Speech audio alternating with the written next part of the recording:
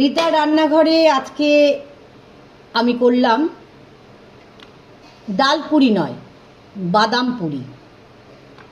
হ্যাঁ, বাদাম দিয়ে লুচি করলাম। কিভাবে করলাম? আপনি ময়দা দিয়ে করতে পারেন, আপনি রোল আটা দিয়ে করতে পারেন, আপনি যেটা আপনার সুবিধা। ভালো করে মাখবেন, আগে তেল দেবেন না, আগে ভালো করে আটা হোক, ময়দা হোক, রোল আটা হোক, যেটা আপনার মনে হবে সেটা মাখবেন। তার মধ্যেও আপনার ঘরে যদি বাদাম বলতে চিনে বাদাম, কাজু বাদাম, পেস্তা বাদাম, আমন্ড বাদাম, যে বাদামই থাক না কেন সেই বাদামটা গুঁড়ো করে নেবেন ভালো করে। আটা ময়দার সাথেও মিশিয়ে নিতে পারেন অথবা আলগা করেও দিতে পারেন।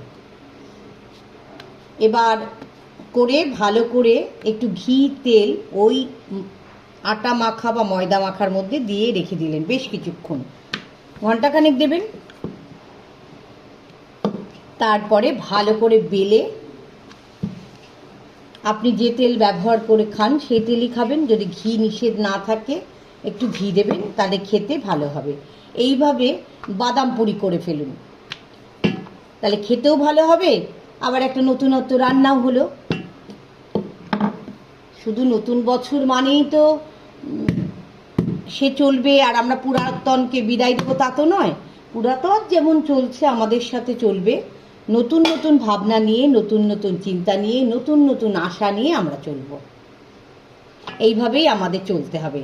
সকলের জন্য শুভেচ্ছা, অভিনন্দন, ভালোবাসা রইল রিতা রান্নাঘরের তরফ থেকে।